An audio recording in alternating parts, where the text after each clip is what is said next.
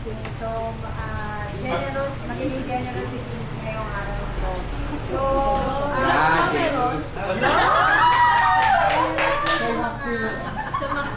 sa mga actually itong award na to, no, na ibibigay natin ngayon is dun sa mga tao na nag-sacrifice ng kanilang mga leaves, no, na hindi sila mag-file ng leave nila para makamit nila tong award na to. So, pinaghirapan nila to and deserve naman nila itong matanggap ngayong araw na to. Okay. So, binibigay ito ng management sa kanila bilang pasasalamat, no, sa cooperation and sa buong taon na nilaan nila dito sa company. So, ibig sabihin, simula ng araw na to, magbibilang tayo ulit. Start ulit. Yes, start ulit tayo. Walang dagdag, ma'am. Ha? Walang dagdag.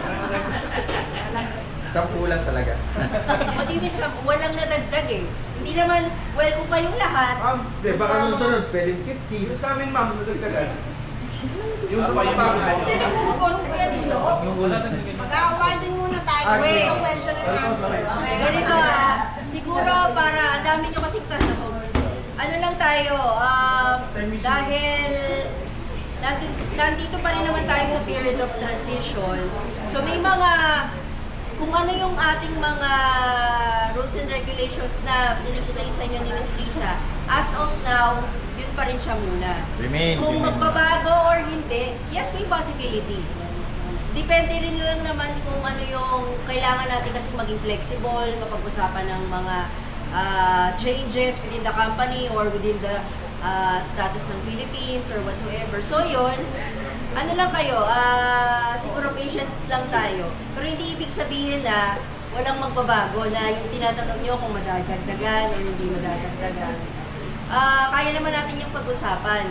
Depende na lang din yun. Siyempre, ang number one natin kailangan i-check is yung efficiency ng operations. Kung ba naman magbibigay kami ng 15 days pero lahat kayo 100% efficient, bakit hindi? So, ganun lang yun. Kasi baka naman pag nagbigay ka ng nagbigay ka ng 15 days pero 20 days pa rin ang leave. Parang absent. So, hindi rin siya nagmamatter. Okay, so lahat naman mapag-uusapan. Basta, ang unang-una nating iisipin muna is yung sa, syempre, yung operations natin. Dahil, pag tayo, buhay pa rin, syempre, tayong lahat makikinabang naman. So, yun lang. Kasi ganito, isipin nyo. 7. Isipin nyo na lang, kung ang 7 to kaya nilang nagawa for the whole year, ibig sabihin, kakayanin nyo rin naman lahat. Hindi naman tayo nag-iimitahan na, oy, hanggang 7 lang ang tumigil natin. Dedikasyon lang. Yes. So, kung sino yung umpisahan natin sa ganito. Malay mo, sa susunod, may mga ibang incentive schemes tayo na ipapatupad.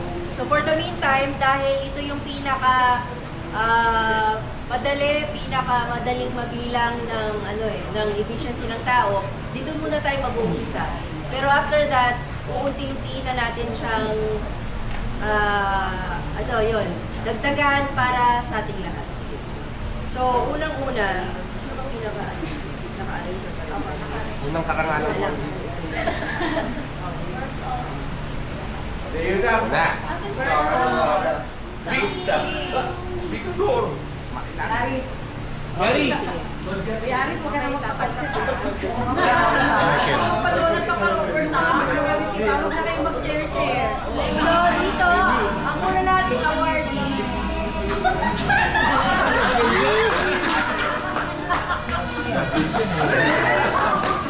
Okay. Lahat pala may mic kasi so, ang una natin awardee, unang awardee, ito yung taong kahit na may gout, pumapasok pa rin para mag-ayos dito sa warehouse. So nagpapasalamat tayo kasi aside sa siya ang ating taong laging may gout, pero siya yung ating pinaka-resource resourceful na tao kasi kahit na anong pagawa natin, karpintero, tagaayos ng ano man, tubero,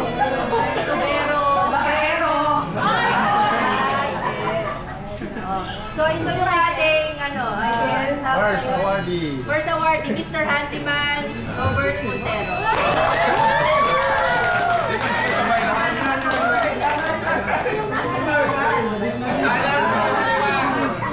Bert Million!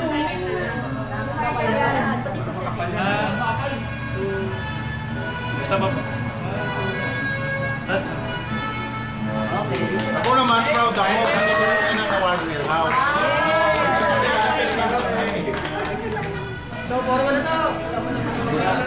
actually,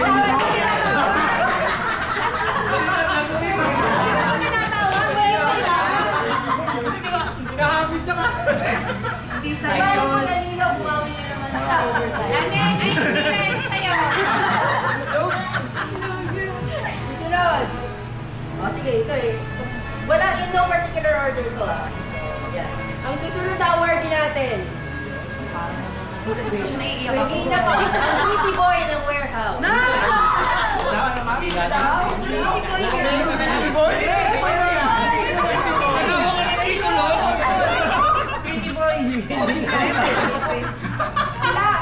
Kilabot to ng mga Chika Bebe. chika bebe ng Silvio.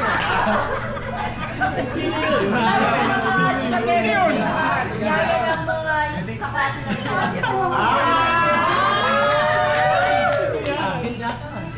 ay, wala siya. Wala sa bahay namin. Kala nyo ha, crazy ako ha. Para na may toyo kayo dito. Uy, kilabot. Kilabot lang. Kilabot lang, kikilabutan ka. Hindi sa akin ha. Parang nalait si Kuya. Horror. Ano ba ka? Wala pa rin sinip.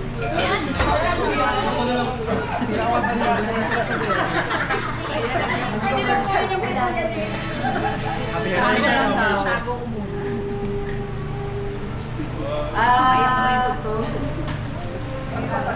Nahirapan ako. Ito. Sige, ito na lang muna. So, ang next awardee natin, para sa akin, siya yung isa sa pinakamaingat sa sasakyan at maayos magmaneho. Ganilo yan. Ano sa Ganilo yan? Aris! Aris yan. Kuya Doming! Isa sa pinakamatangkad sa Kings. Joseph Saludo.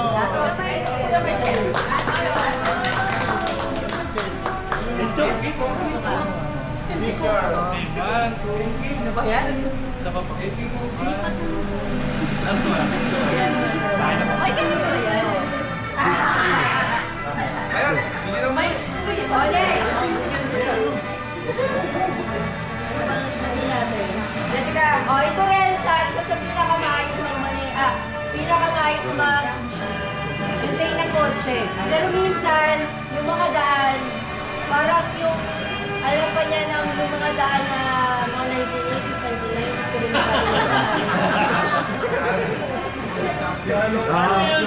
ko rin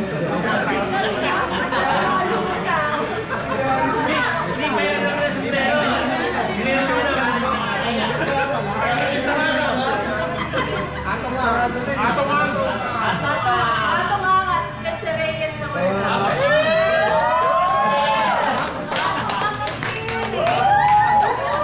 Bomba mo kay Aris. Malahuli ka na. Sabi ko, una-una Spencer Reyes. Sige na,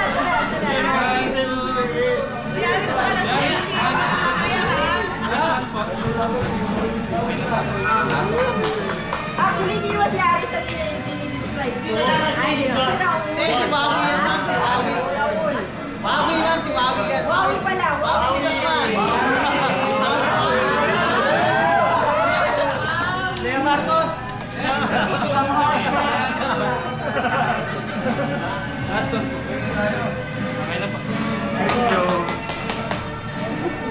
Ito ang pinakamatong tao ng world. ma'am? Ang ina ng Kiko.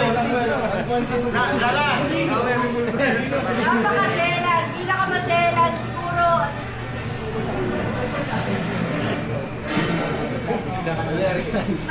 Ako magalit pa siya. Hindi, ba't nandiyan ka umaasa ka?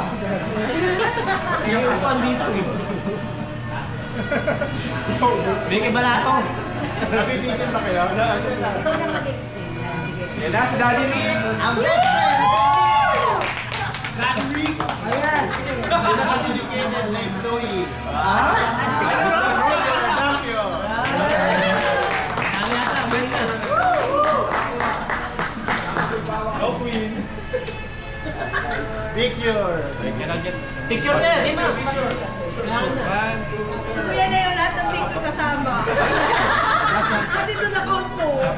Thank you! Hindi na makaabot na. Parang ito si Sir Yung Jay. isa natin kasi is, siguro isa sa pinaka-loyal na empleyado sa presidente ng kumpanya. Danilo Ortiz. Kasi ako mga nagsasabi. Sabi ako daw mo lang. Picture! Picture na! Bilangan. Awardy! Alam niyo na kung kanino kayo magpapalibre. Awardy!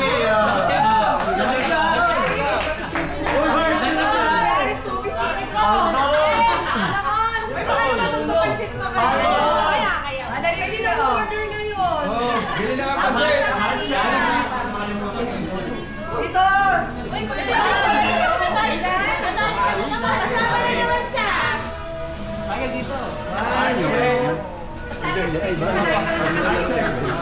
That's why. Okay na pa.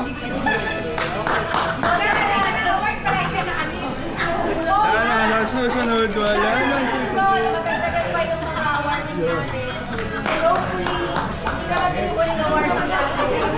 So, ano lang lang kung bawal sa susunod, magpapaward na tayo. Thank you, ma'am! Hindi na, alam mo na. Siglat na rin sa'yo. Wala ka working mo sa absinero. Ha? Wala ka working mo sa absinero.